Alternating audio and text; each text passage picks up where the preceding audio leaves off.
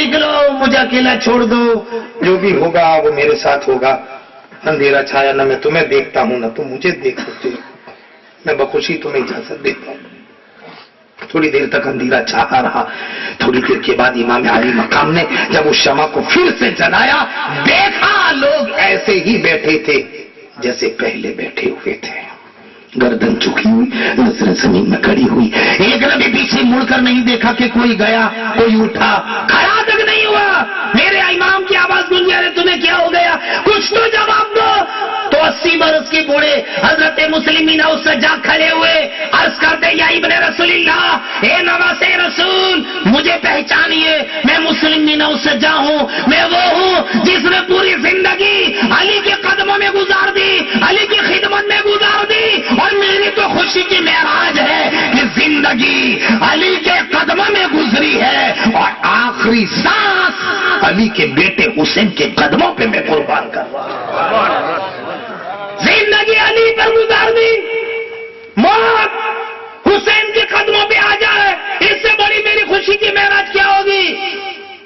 اور اے ابن رسول اللہ، کیا آپ یہ چاہتے کہ ہم آپ کو اکیلا چھوڑ دیں، ان یزیدیوں کے حوالے کر دیں؟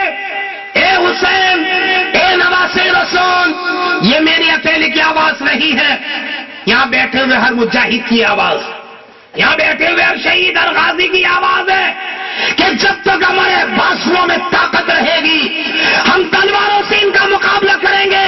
اگر تلواریں ٹوٹ گئی نیزوں سے مقابلہ کریں گے، اگر نیزے بھی ٹوٹ گئے تو پتھر اٹھا اٹھا کر کے ان یزیدیوں کو ماریں گے.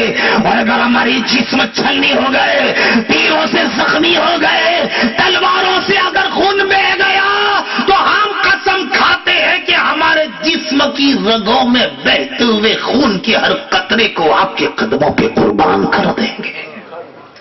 ہم آپ کو اکیلا نہیں چھوڑیں گے جب تک ہم زندہ ہیں. پہلے ہم مریں گے، پہلے ہم کٹیں گے، پھر کسی آل رسول کو رن میں جانے کی ضرورت پڑے گی. ہمارے ہوتے ہوئے نبی کی اولاد فاطمہ کی اولاد کو رن میں جانے کی ضرورت نہیں ہے. پہلے ہم کٹیں، ہم مریں. یہ وفاداران اہل بیت، یہ تھے جانی ساران حسین.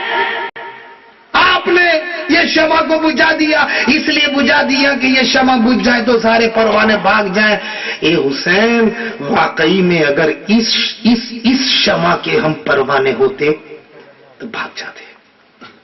دنیاوی شمع کے جو پروانے ہوتے ہیں وہ شمع کے بجھنے سے پہلے پہلے بھاگ جاتے ہیں. ہم اس کے پروانے نہیں ہیں. ارے ہم تو شمع رسالت کے پروانے ہیں، شمع نبوت کے پروانے ہیں. شمع کو بجھنے نہ دیں گے، اس کے بجھنے سے پہلے پہلے اپنی جانوں کو شمع کے قدموں پہ قربان کر دیں.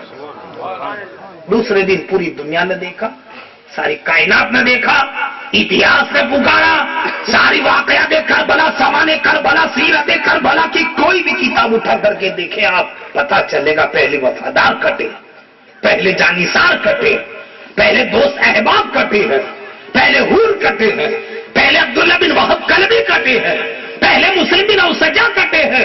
جب تک ان وفاداروں میں سے ایک بھی زندہ تھا، نہ اون کو جانے کی ضرورت پڑی، نہ محمد کو جانے کی ضرورت پڑی، نہ امام قاسم کو جانے کی ضرورت پڑی، نہ اکبر کو جانے کی ضرورت پڑی، نہ عباس کو جانے کی ضرورت پڑی. تو یہ تھے وفاداران حسین، یہ تھے جانثاران حسین.